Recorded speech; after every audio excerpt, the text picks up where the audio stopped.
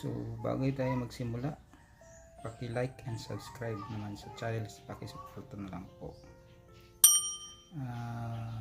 Yung topic natin ngayon is kung paano i-reset natin yung issue ng Raider 150 Fi. Mag-reset tayo mga lods.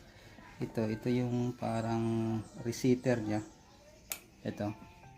So tanggalin natin yan, yung cover nya. Tapos lalagyan natin ng jumper.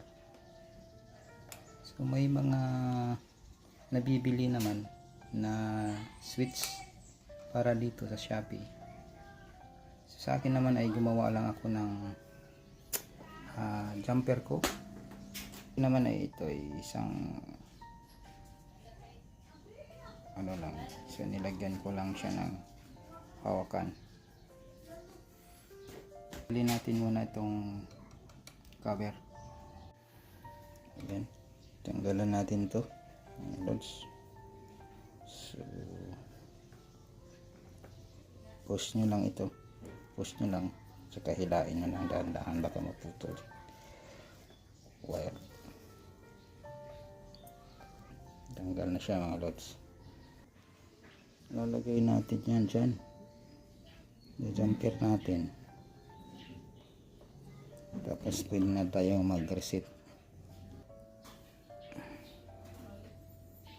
So yan na mga lods, naka-jumper na siya. Start natin.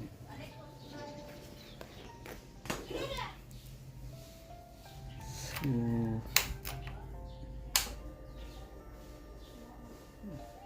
yan, nakikita dyan na walang error mga lods. So pag ano naman ito, pag reset,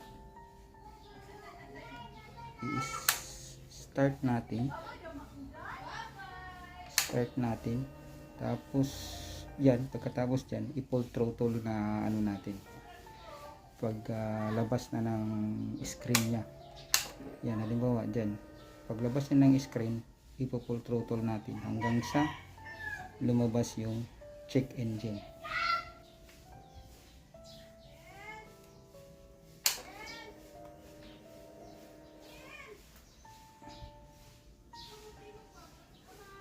Ayan, lumabas na yung check engine. Pagpatay dyan, so balik mo lang, tapos patayin nyo yung ano, tapos i-on nyo ulit.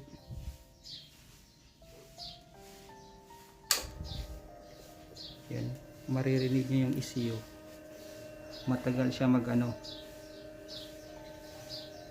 at saka may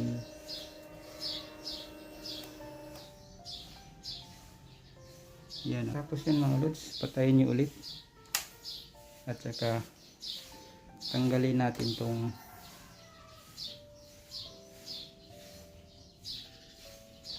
ito, tanggalin natin tong jumper natin.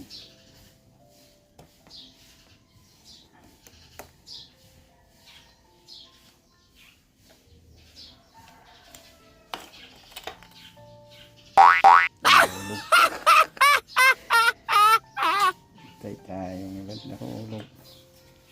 Sige, mamaya na lang yan mga lods. Pagkatapos nyan, paanda rin natin siya ulit, at saka i-start.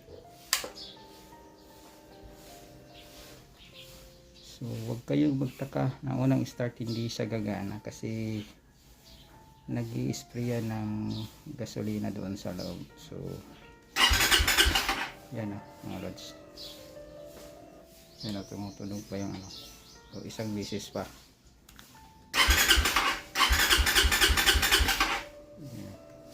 Yan. So isa pa mga lods.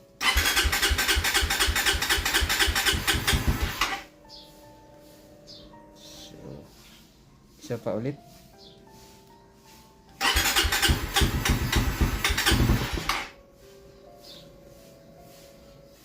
So isa pa.